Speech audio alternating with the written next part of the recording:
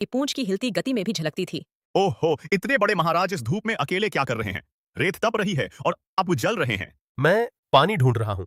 कई कोस चल चुका हूँ। ताकत जवाब दे रही है। अरे, यही तो मेरी खासियत है। आसपास सबसे ज्यादा जगहों का पता मुझे है। मेरे साथ चलो, मैं तुम्हें पानी तक ले चलता हूँ। क्या तुम सच कह रहे हो? बड़ी मेहरबानी होगी।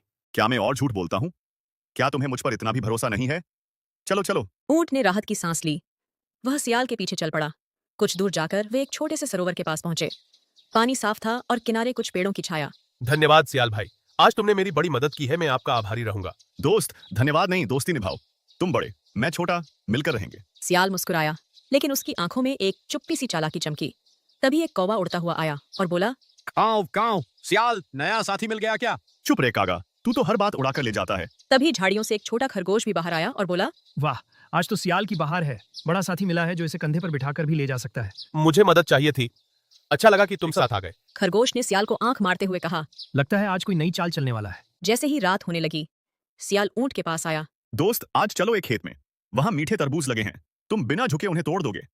हम दोनों खाएंगे, आधा आधा। किसी के खेत से चोरी करना सही नहीं। अरे, हम भूखे हैं, थोड़ा सा खाएंगे।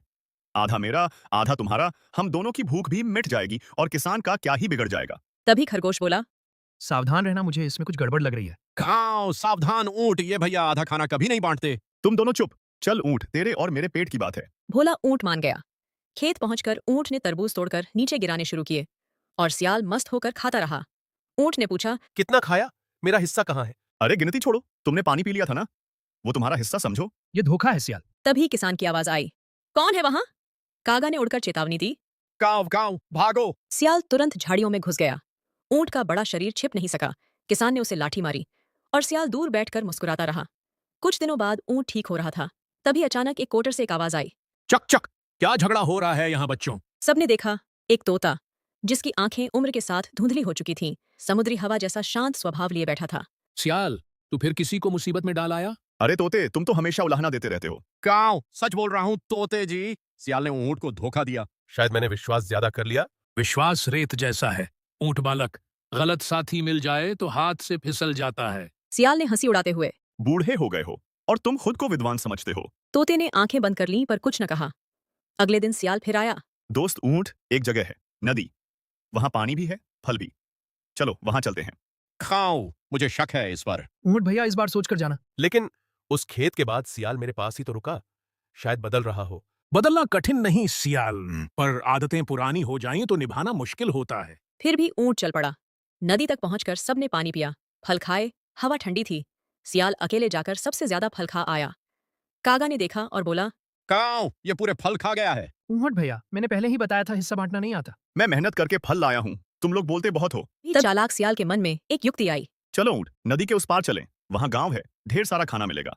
पर मैं तैर नहीं सकता। इसीलिए तो मैं कह रहा हूँ, मैं तुम्हारी पीठ पर बैठ जाऊंगा। पानी उथला है। सियाल की बातें धुएं जैसी हैं, साफ नहीं दिखती पर आंखें जला देती हैं। बूढ़े तोते, तुम्हें डर लगता है, वो मेरी गलती नहीं। ऊंट चल पड़ा।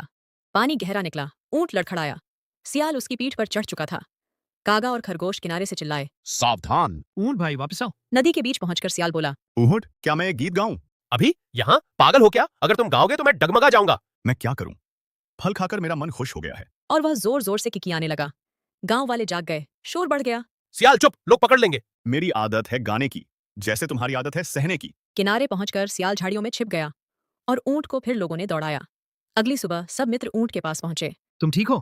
थोड़ी चोट है पर मैं ठीक हूँ। सियाल की चालों से दूर रहो बालक। तभी सियाल ऐंठता हुआ आया। अरे मेरे प्यारे साथी, आज वापस चलते हैं, यहाँ खतरा है। काऊ, और खतरा कौन है, तुम या गांव वाले? तुम सबको बस मेरी बुराई करनी है। हम तो सच बता रहे हैं। ऊंट इस बार चुप रहा। सियाल फिर ऊंट की पीठ पर बैठ गया। सभी मित्र किनारे ही रह गए। नदी के बीच पहुंचकर ऊंट अचानक रुक गया। अरे क्या हुआ? जल्दी चलो। कल तुमने कहा था फल खाकर मेरा मन खुश होता है, इसलिए मैं गाता हूँ, याद है?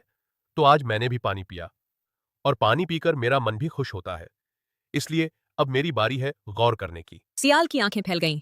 नहीं नहीं नहीं, ऊंट तू चुप रहेगा, लोग आ जाएंगे। ऊंट जोर जोर से आवाज निकालने लगा। शोर पानी पर गूंज गया। ऊंट ने अपना शरीर हिलाया। सियाल फिसलकर नदी में गिर पड़ा। किसी तरह तैरकर सियाल किनारे पहुंचा। इधर गांव वाले उसे देखकर दौड़ पड़े। काऊ, अब समझ आएगा। भागो सियाल, भागो। सियाल जान बचाकर जंगल की ओर भागा। ऊंट धीरे धीरे नदी की दूसरी तरफ पहुंच गया। आज तूने बुरा नहीं किया, तूने सिर्फ सियाल को उसके कर्मों का फल दिया। मैंने उसे चोट नहीं पहुंचाई, सिर्फ समझाया। सियाल झाड़ियों से थका हुआ निकला। उसकी आंखों में पछतावा था। ऊँट, मैं गया नहीं हूँ, पर आज समझ आया कि चालाकी और दोस्ती साथ नहीं चल सकती। दोस्ती वही जो मुश्किल में साथ दे। तुम 3 बार मुझे मुसीबत में छोड़कर भागे। गलती वही होती है जो दोहराई जाती है। अब फैसला तुम्हारा है। सियाल, तुम बदलोगे या राह अलग करोगे? मैं कोशिश करूंगा। ऊंट ने धीरे धीरे सिर हिलाया और आगे बढ़ गया। बाकी सब उसके पीछे चल पड़े। सियाल अकेला बैठा रहा, पर आज पहली बार उसने अपनी चालाकी पर शर्म महसूस की।